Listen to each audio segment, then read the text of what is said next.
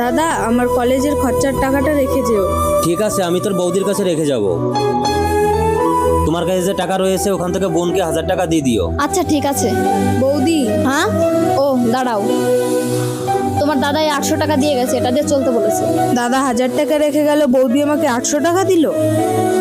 দাদা, আমি কলেজে যাব, আমার টাকা লাগবে। তোকে তো সেদিন 1000 টাকা দেওয়া হয়েছে, আজকে আবার কিসের টাকা?